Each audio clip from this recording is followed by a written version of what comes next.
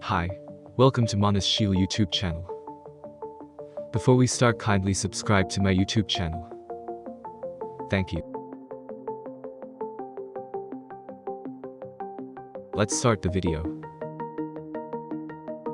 If you haven't watched the previous video, I'll link it in the description box, or you can click here. Tensura Volume 19. Chapter 3. The Royal Capital in Flames. The Rising Problem.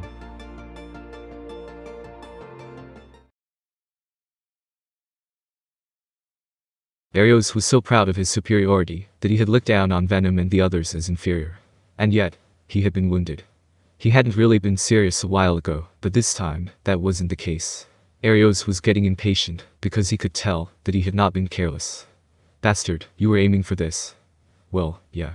I was hoping it would be a little more difficult, but I've been lucky again today. I thought I'd be lucky to get one, Venom said, making no secret of his true feelings. That's right. When one was with Masayuki, they were lucky enough to be loved every day. It wasn't the kind of luck that made you win over women or gambling, so he didn't always feel it, but he felt that everything he did would go better than expected. Damn, Bastardi won't take it easy on you anymore. Idiot. You just said you were going to give it your all.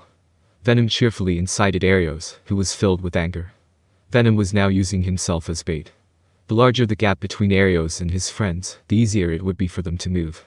Although Venom mocked Aeros with his words, in reality, he was not letting his guard down. He quickly regenerated his severed black claws and focused his attention on Aeros' movements. And rightly so. Venom was not overconfident in his power. It hadn't been long since he had been reincarnated as a demon, and thanks to the overwhelming presence of Diablo, he had learned to see himself from a thoroughly objective point of view. He's a tough one. Aside from this good luck, we're completely outclassed in terms of strength. It's time for me to switch places with Bernie and focus on being an attacker instead of a decoy. This time, Venom had been assigned as a decoy because he was judged to be the most difficult to kill. Normally, Bernie played the main role of shield, so this time it was an irregular division of roles. The so-called evasive shield was the role that Venom was expected to play. It would be the end if Aeros' attack hit. That's why it was decided that Venom was the best choice, because he was hard to hit and would not be killed instantly. Although, it might take several hundred years to revive if I die. I seriously hope that doesn't happen. Venom's nerves sharpened as he thought about this. Bernie and his friends also understood that Venom was really desperate. That's why they were in no hurry to join up with him. The role of the minutes was to distract Aeros with a series of big moves. It didn't matter if it worked or not, the goal was to keep the attack going. Attack is the best defense, as the saying went, and Venom was able to get around well because of minutes. Bernie used cognitive inhibition to contain Aeros' power and keep the influence of Punishment King, Sandalphon small, though not completely. This also made Minutes' attacks more effective. Of course, Jiwoo also acted as a second shield, attacking at key points and making sure that Minutes could move freely. Jiwoo had become a true trump card. Unlike Aeros, Jiwoo's concealment was of a nature that only Jiwoo herself could hide from. But that was enough. Needless to say, it would come in handy in battle. The diminutive Jiwoo activated her skill the moment she was out of Aeros' sight. Then, when Aeros was caught completely off guard, she unleashed a fatal blow. Unfortunately, Aeros was not weak enough to be defeated by such a blow, but even so, the damage was steadily accumulating. Each player's role had its own meaning, and Masayuki's lucky field was the perfect combo to make this happen. Aeros, who had underestimated his opponent's superiority, found himself unknowingly in a tight spot. It can be, I'm being pressured. While he was feeling disgusted, the situation was worsening in earnest. He was at their mercy, unaware of this as time continued passing by. If he continued like this, he would incur the wrath of Feldway. Aware of this, Aeros lost his cool and became increasingly impatient.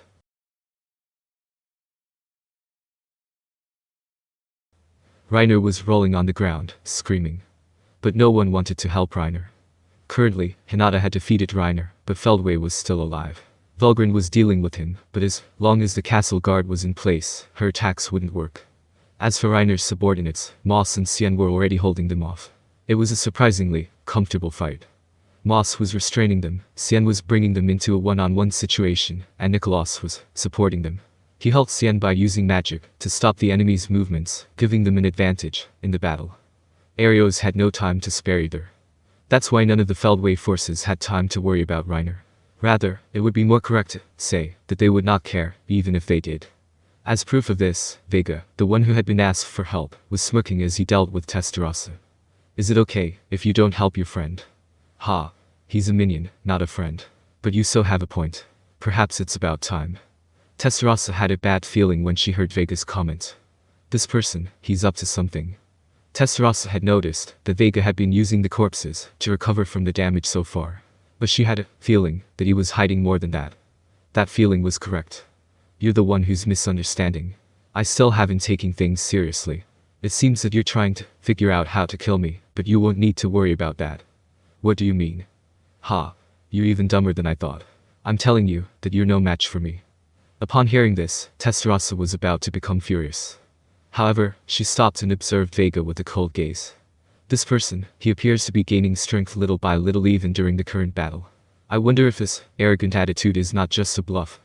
She saw through this and refrained from acting out in anger. Vega then declared to Tensura. He, Feldway-san should be getting impatient by now. Alright then, I'll show you my best shot, so you can die in despair. Vega said as such and laughed loudly. And then, he unleashed the power he had just learned to use. It was the beginning of the nightmare. Awaken, evil dragon spawn. Vega ignored Tensura and put his hands on the ground. It was a production. There was really no need for him to do so, but he dared to act in a flawed manner to show that Tensura was match for him. Tensura would not be fooled. She was prepared to calmly analyze what was about to happen. From the palm of Vega's hand, a wave of evil gushed forth. It traveled through the earth, engulfing Reiner's subordinates as they fell to the ground. Those who were already dead, and those who were still alive were equally affected. However, he just managed to avoid Elric. Moss. Gather everyone.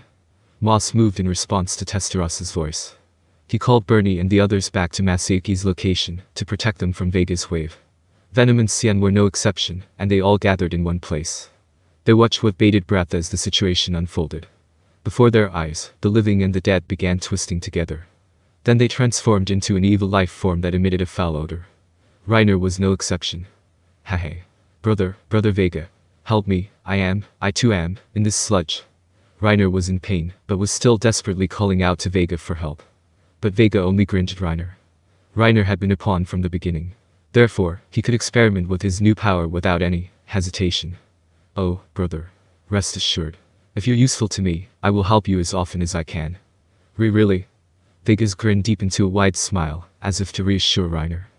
Reiner, who was relieved to see this, was then attacked by the sludge made from the melted corpses.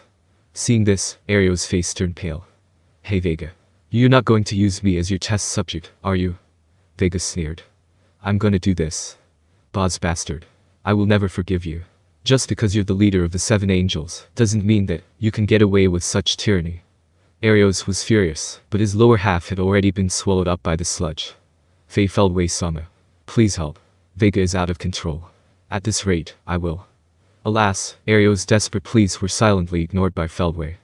It wasn't because he was having trouble dealing with Velgrund, but rather because he simply wasn't interested. Besides, he didn't see the need to stop a useless person from being strengthened. Damn it. Aeros also sank into the sludge, leaving behind a scream. And now it was ready. The corpses melted and twisted together, and the sludge formed into several humanoid forms. In this moment, a fearsome creature was born into the world. It was a reappearance of the demon Death, Birthday, that produced undead elves with Vega's power. Of course, the effect was not the same. That was the true value of the organic domination in mass reproduction from Vega's ultimate skill, Evil Dragon King Ozzy Dahaka. In Vega's words, it was evil dragon spawn production. It was the power to create evil life forms, to be his loyal subjects. There were 4 evil dragon spawns born in total. Although they resembled human beings, their appearance was nothing short of hideous. The evil dragon spawn's entire body was covered with black scales that were transformed from mythical grade material. On their bellies were large rifts, reminiscent of a mouth with teeth. On their backs, there were 2 pairs of the blackened wings of a bird of prey. They appeared to be the remnants of an angel. The head of the creatures were distinctive, with a smooth mass from the neck up.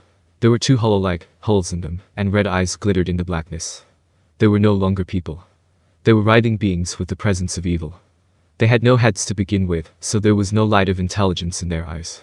Nevertheless, they seemed to have the power of judgment, and were glaring hatefully at Hinata and Venom, perhaps influenced by the hatred they had felt before their deaths. Gwahahaha. What do you think of my lovely pets? It seems that you small fry have been working hard, but that's all over now.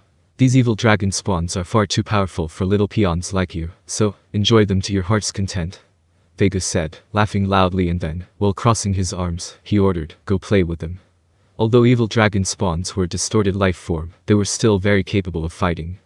They had no eyes, but that was no problem, since they had magic perception to begin with. They could accurately grasp the situation around them and act according to orders. The individual existence values reached 2.4 million. This was more than the average insect general, so one could understand how much of a threat these evil dragon spawns were. Of course, that was obvious to those who were facing them, without needing to be explained. Whoa, seriously," Venom muttered. He felt that they were in serious trouble. It had been tough even against Aeros, but these 4 additions were out of the question. It was only thanks to Masayuki that the battle had been manageable, but these evil dragon spawns seemed unlikely to be able to use any kind of battle tactics. Emotion had both good and bad aspects. The prideful Aeros was too impatient to show his true strength. Masayuki's lucky field had been one of the factors that contributed to bringing out the worst in him. This time, however, such factors had been eliminated. The creature's lack of intelligence may work to their advantage, but for the evil dragon spawns, his only remaining assets were their offensive instincts and unparalleled fighting sense. There seemed to be no inconveniences just by being a fighting machine. Venom sensed this intuitively. "This will be very dangerous if we don't take things seriously," Hinata spoke, breaking out in a cold sweat. The evil dragon spawns were dangerous. That's what Hinata's survival instincts were telling her. Even Hinata's phantom pain could not penetrate the black scales that covered their outer skin. The only possible openings were the eyes and the mouth on the belly, but Hinata judged that there was little hope for that either. That was why she told the holy knights who had gathered one after another. "Attention all holy knights below the rank of captain. Keep a large distance from the target and get in formation. Do not let that evil being escape from this place, and do not let the Vega accumulate any more power than he already has. Isolate this area with a barrier." At this order, the holy knights that had arrived reacted immediately. For some reason, the monsters that had been rampaging all over the place suddenly melted into the ground. In order to find out the cause, they had come to the center of the disaster, where the unimaginable situation had occurred. Seeing the evil dragon spawn, which was clearly beyond their control, the holy knights' morale was about to drop. However, Hinata's shout gave them a purpose and revived their fighting spirit. "That's right. Let us do what we can do for now." Cardinal Nicholas nodded broadly. "Understood, Hinata-sama." Fritz nodded. "Well, this is just going to cost us more lives." Ritis did not disagree. She was scared, but she couldn't just escape either. "Leave it to me. We'll show you the results of our training here." Bacchus laughed. Everyone knew that he was in a state of false cheerfulness, but the sound of his laughter seemed to give them energy. "Well then, let's go," Arnaud shouted at the end, bringing everyone together. Everyone nodded their heads in agreement. They would not give up, just because the enemy was out of control. If they ran away now, their futures would remain bleak. Cardinal Nicholas and the 4 captains of the Holy Knight Order were leading. Following them, the members of the Holy Knight Order began to act in accordance with several training patterns. They scattered in 5 directions around the square, forming a 5-pointed star. Then, they constructed an isolation barrier with everyone's combined power. This time, although the enemy was evil, they did not use magicules as their energy source. Rather, although magicules were also energy, the enemy had taken in other powers, so the effect of the holy purification barrier was expected to be limited. In fact, considering the presence of the monsters in this barrier, it was judged that they may be a hindrance to it. Therefore, Hinata's choice was to use material area, which aimed to completely isolate this place from the rest of the world. Hinata's choice was supported by Tensura. "That's great. Sien, Venom, you guys should help as well. If we don't reinforce the barriers even a little, they'll seek out bait beneath the ground." That bait was the evacuated residents of Royal Capital. Tensura had hypothesized about Vega's abilities with some accuracy from his previous attacks. As long as it was within the influence of Vega's power, any organic matter could be used as food for Vega. So far, it had only been overlooked because it was ineffective, but there was no telling when the slaughter would start in order to recover the damage. That possibility was the reason why Tensura was holding back her attack. "You guys should help as well," Valgrand ordered Minutes and the others. "But we have His Majesty. With me here, there's no way anyone will be laying a finger on Masayuki. If you understand that, then get out of here." "Understood." Minutes, Bernie, and Jua were also dispatched to help maintain the material area. Thus, only the strongest remained in the area. Confronting Feldway was Valgrand. Still facing Vega was Tensura. In the form of a boy was Moss. Having been revived was Hinata, and just standing there with his arms crossed was Masayuki. As mentioned, these were the 5 members of the group. Why am I even still here? There was one person who still had questions, but no one offered a helping hand or even a suggestion. And finally, the situation had changed. Go play with them. With a single order from Vega, the 4 evil dragon spawns began to move in unison at a furious pace. Obeying orders, they kicked off the ground, flew through the air, and pounced on the prey they had set their sights on. Thank you for watching. Hope you enjoy it.